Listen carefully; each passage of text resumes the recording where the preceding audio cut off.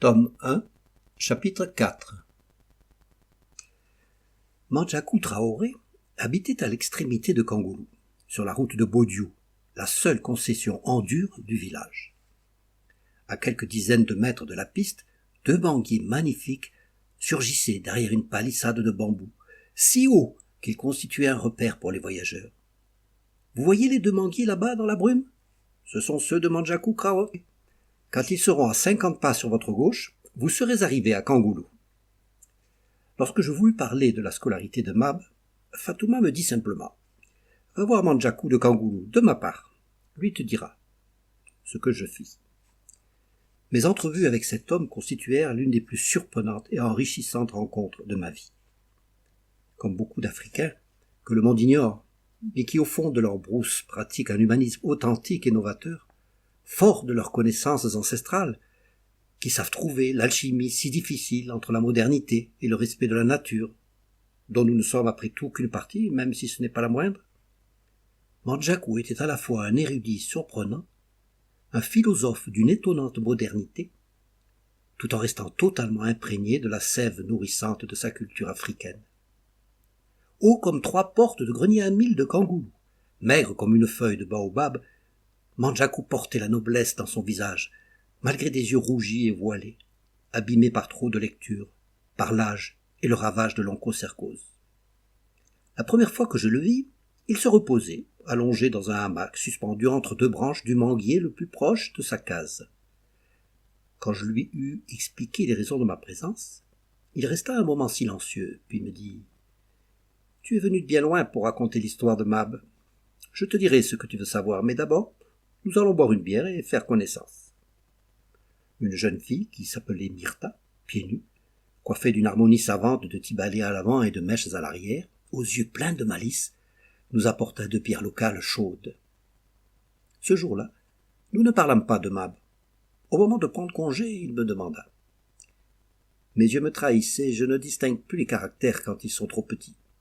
Peux-tu me lire quelques pages du livre que tu trouveras sur un tabouret à l'entrée de la pièce ?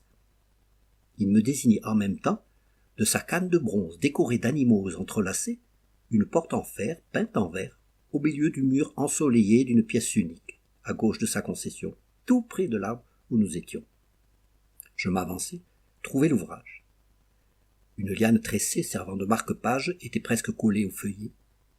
Il y a longtemps que personne n'avait dû y toucher. Je pris le livre, m'installai sur un petit banc de bois et commençai la lecture, à la page 122, de l'insoutenable légèreté de l'être de Milam Kundera. Je ne décrirai pas dans le détail l'impression que me fit cet homme lors de notre première rencontre, mais je vous reproduis ces quelques lignes qu'elle m'inspira sur le moment et qui en parlent mieux que de longues périphrases.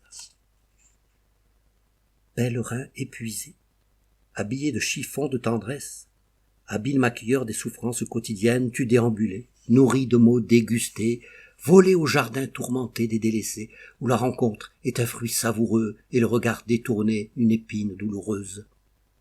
Le visage écorché et les mains blessées, tu témoignais des détours de ta vie d'errance, les pieds saupoudrés de rêves abandonnés. Invité des dieux empressés et malicieux au mariage de la providence et du hasard, réfugiés sous leur voile de désespérance, nos âmes grisées ont dansé la musique irréelle du feuillage bavard de l'arbre palabre. Tout un après-midi de paroles partagées, nous nous sommes enivrés de poèmes inventés, de mots insignifiants aux couleurs essentielles, de rires d'enfants insouciants et rebelles. Et quand dans la nuit tranquille et sereine mes pas ont cessé leur schémade d'adieu, le miroir du ciel offrait à mes yeux émerveillés l'image étourdissante de mon âme rassurée. La concession de Mandjakou était à peu près rectangulaire. Entourée d'une palissade de canis, 2 cases en dur s'y faisaient face. Leur toit de tôle était recouvert d'une bonne épaisseur de paille, maintenue par des lianes fixées à des crochets plantés sur les côtés du mur est et ouest.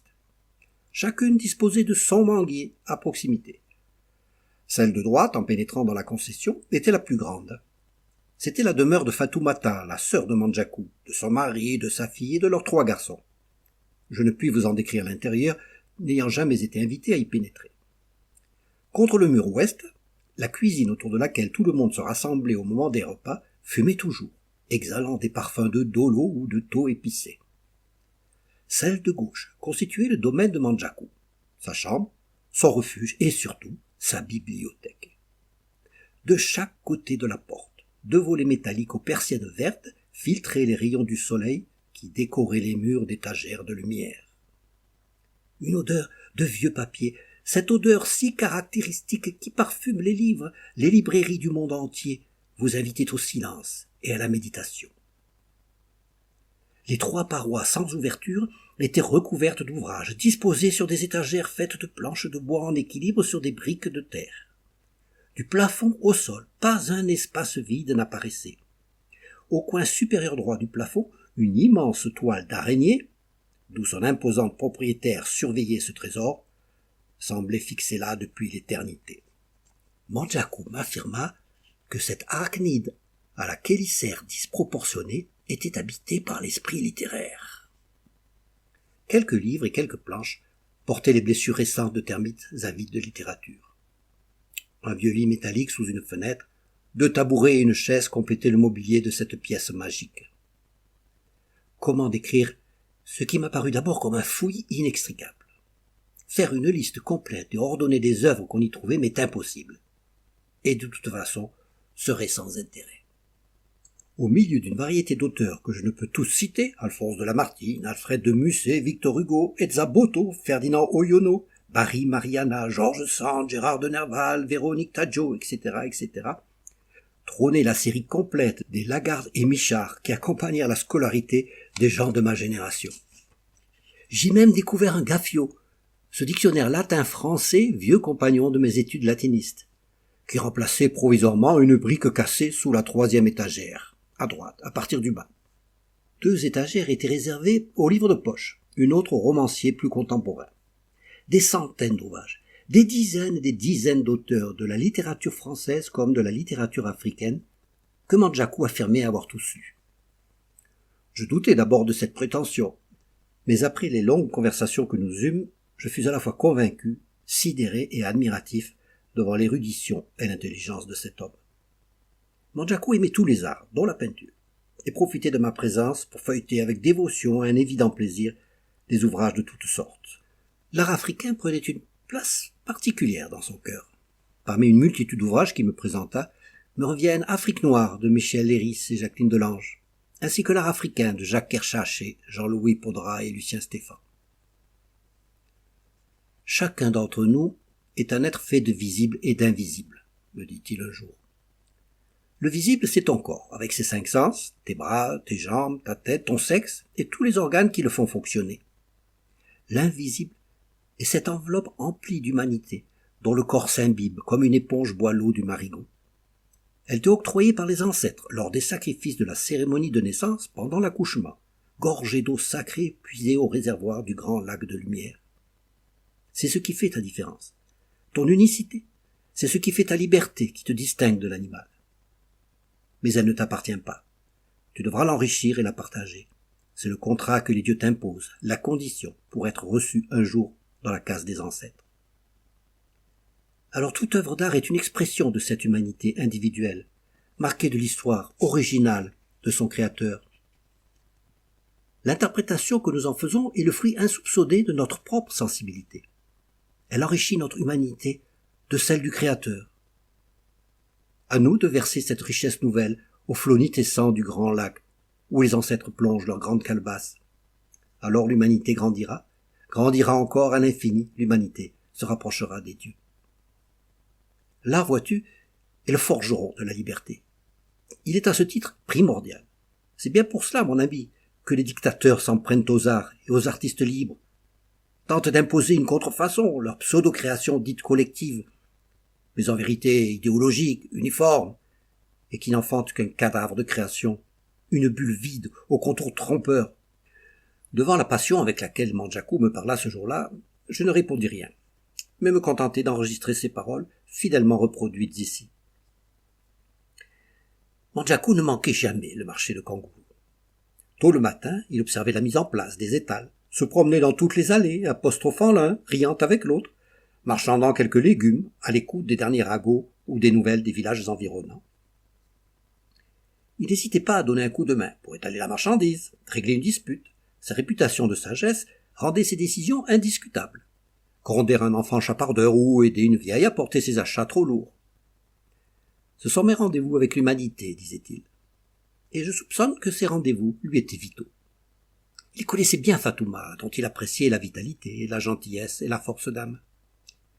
Il me confia avoir tenté vainement de la séduire les premières années. « Elle a les plus belles fesses du marché en plus, soupira-t-il. » Ils devinrent de bons amis, et quand Fatouma lui demanda avec un sourire désarmant, accompagné d'une torsion aguichante du bassin, d'apprendre à lire et à écrire à Mab, il fut ravi et fier d'accepter, même si par principe il fit mine d'hésiter. Bien entendu, Mandjakou avait assisté à la découverte du bébé par Fatouma et avait applaudi à la décision de le lui confier. D'une part parce qu'il était vraiment convaincu qu'il s'agissait du meilleur choix possible. Fatouma ayant toutes les qualités requises pour être une merveilleuse maman.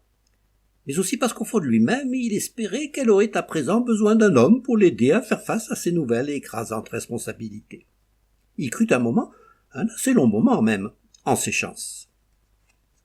Fatouma, dont nous savons à présent la finesse d'esprit et la perspicacité, ne fut pas dupe du manège de Mandjakou, qui, depuis, traînait plus longtemps que de coutume autour de son étal, examinant les légumes et les fruits, les retournant, les réexaminant, tout cela avec des hochements de tête approbateurs avant d'oser entamer la conversation. Il commençait toujours par des questions à propos de Mab, bien sûr. L'enfant a-t-il tout ce dont il a besoin? Ses allées et venues fréquentes au marché, secouées dans le dos de Fatouma, n'étaient-elles pas trop pénibles et déconseillées? La nourrice avait-elle assez de lait?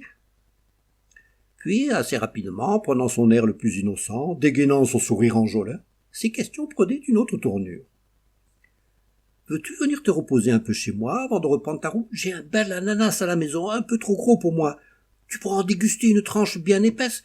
Cela te donnera des forces pour remonter à Kondo. » Fatouma souriait en l'écoutant. Elle aimait bien ce Mandjakou, gentil et touchant. En d'autres occasions, un petit tour dans sa case ne lui aurait pas déplu, mais elle avait charge d'âme à présent.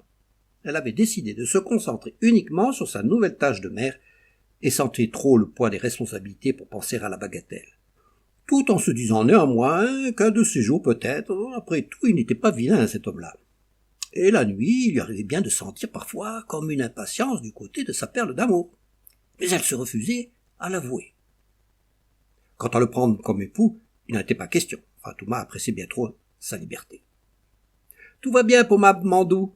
Il est en pleine forme.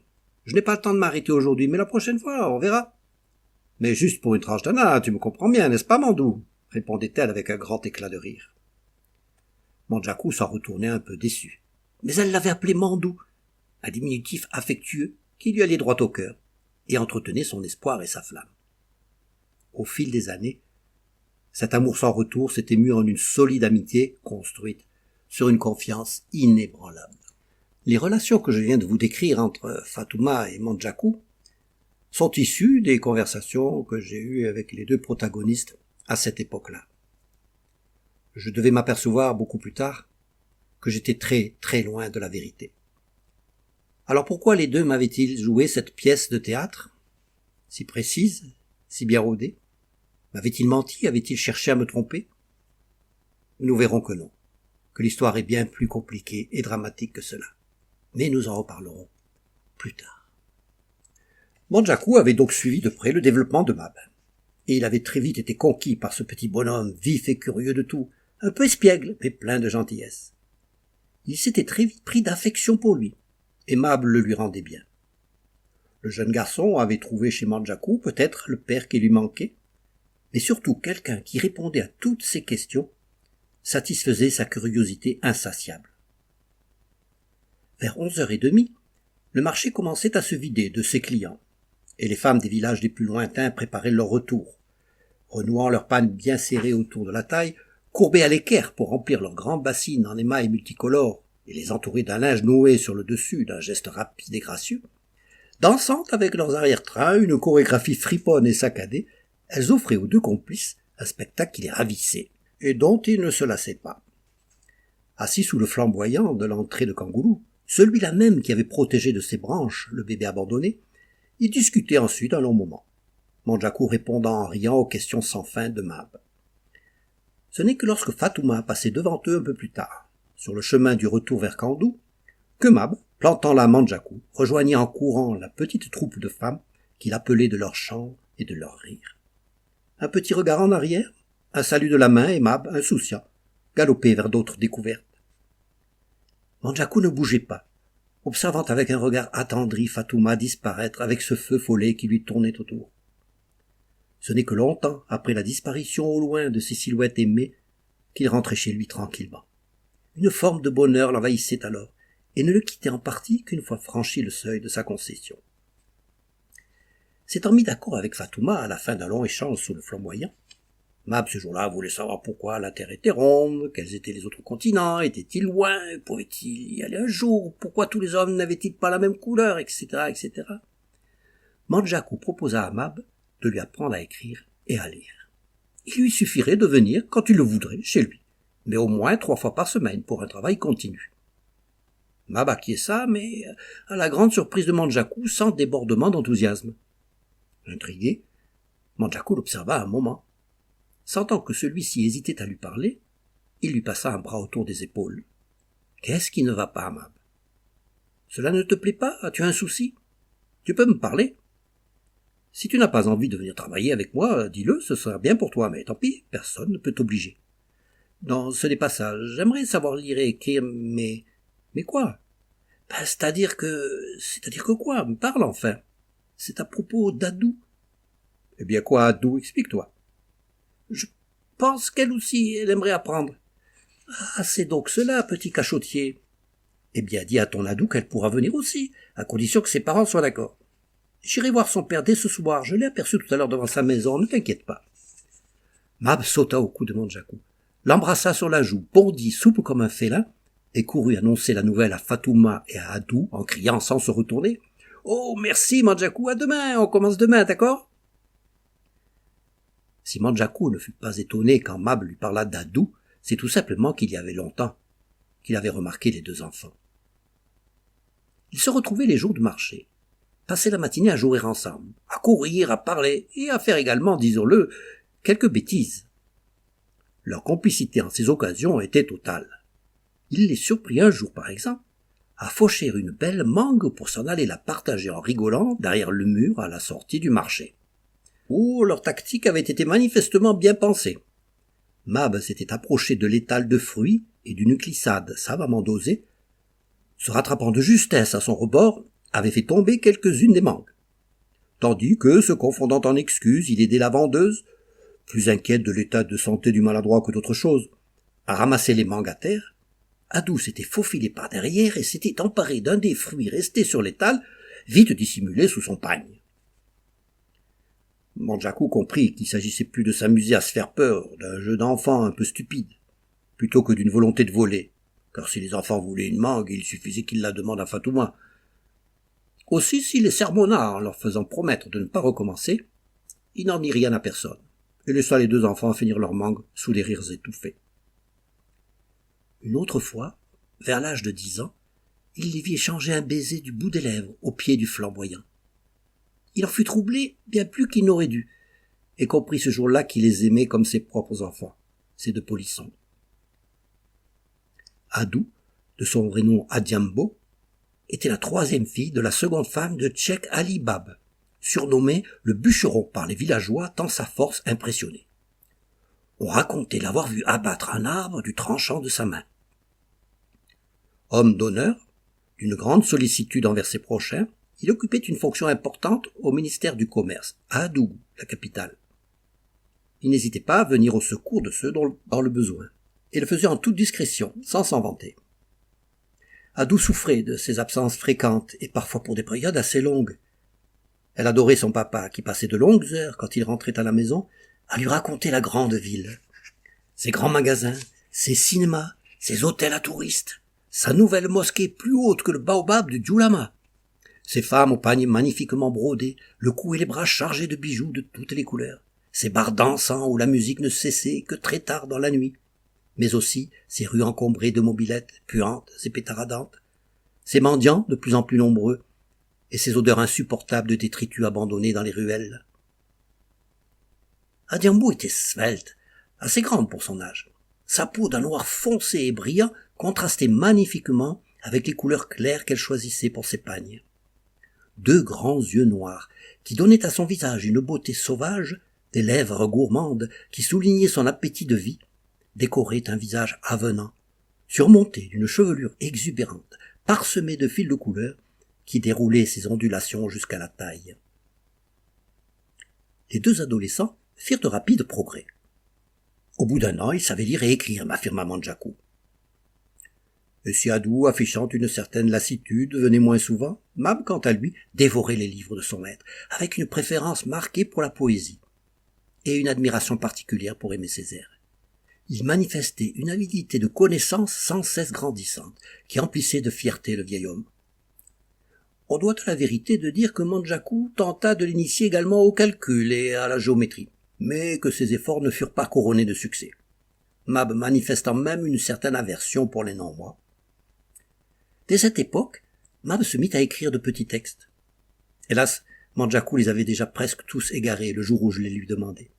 Il en retrouva 3 au milieu d'une foison de papiers de toute nature, coupures de journaux, documents administratifs et lettres diverses, dans une vieille malle de bois cachée sous son lit. Malheureusement, il a tous de la période qui précéda le départ de Mab de Kandou, et par voie de conséquence, la fin de leur relation. Il me les laissa en me faisant promettre de les citer dans mon livre. Voici donc le premier.